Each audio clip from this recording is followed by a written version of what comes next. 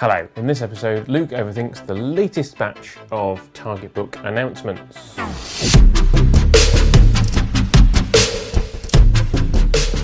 So these have all been rumoured for a while. I think they were up on Amazon briefly last week and then taken down, and now they've officially been announced. We have 7 more Target books coming next year. We have reprints of the Resurrection and Revelation novelisations from Eric Saywood, which have just come out in hardback in the last few months, so you can actually have them as a target to put on your shelf. We've got a abridgment / rewrite of The Pirate Planet in the same way that was done with City of Death. So again, you don't have a fat tome on your shelf, and so you can have that on your Target bookcase. And then we have a mostly reprint, but apparently, according to Gary Russell on Twitter, about 10% rewrite of his novelisation of the TV movie. So that's those. And then the new ones are Dalek, Crimson Horror and The Witchfinders, all novelised by their original TV authors. Let's dive in with the TV movie. This was novelised at the time. I mean, it was novelised so early that Gary Russell was working from the scripts. So there's stuff in here that wasn't in the finished TV version. So this new slight rewrite is to sort of, I don't know, Steve Cole tweeted something about that, so I'm assuming it's to sort of bring it more in line with what we saw on TV, but then that's what would fit. I don't know. We will see how that comes out. I was thinking I wouldn't bother buying it, and then I found out it was going to be partly new, so I might get that. I'm not going to get rid of this one though, with its lovely pictures from the movie inside. It does do some slightly different things, so I'll be interested to see how that gets updated. I have all of the Douglas Adams ones.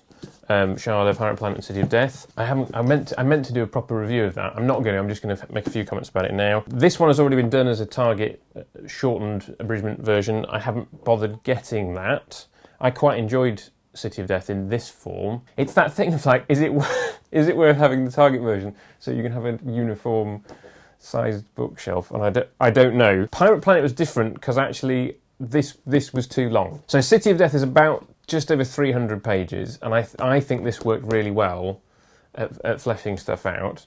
And because of the way that it was written, there wasn't as much archive material for James Goss to work on because of how speedily it was written originally for TV.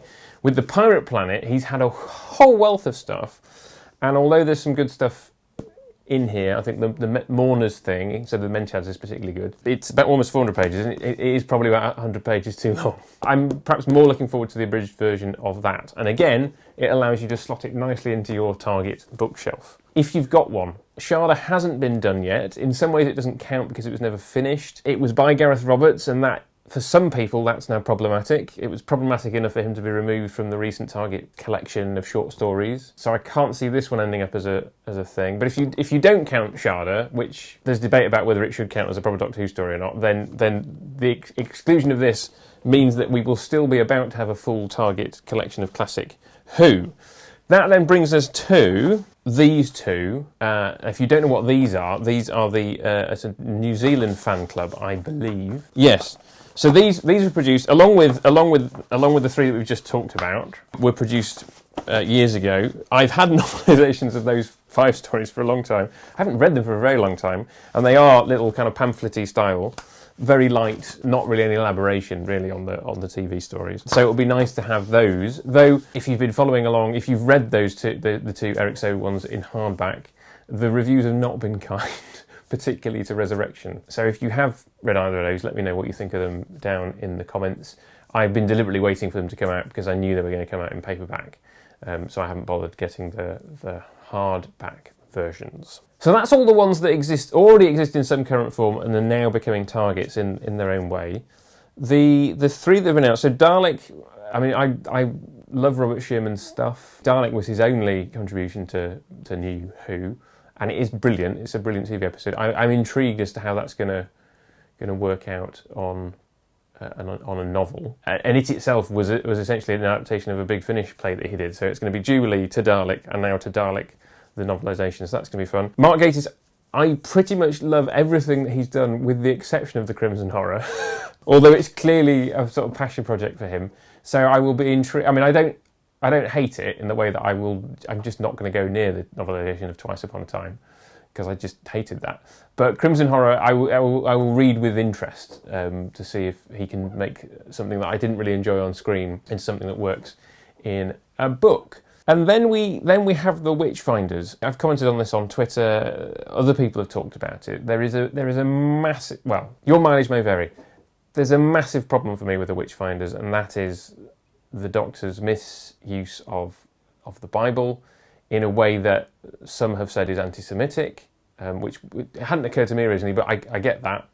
The whole Love Thy Neighbour being in the sequel when it's actually originally in the Old Testament. So by saying it's in the sequel, you're playing into the old trope of New Testament God nice, Old Testament God nasty, and therefore Christians good, Jews bad thing, which is a trope that has been historically repeated. I am sure inadvertently, through ignorance, put into the script. So I'm hoping that this novelisation will be a chance to fix that, and it might then allow me to see past that and see the rest of the story, because I think from the off that put a sour note in my mouth, and the story didn't recover for me because of that. That's our 7 new Target books. I'm looking forward to their release in July next year.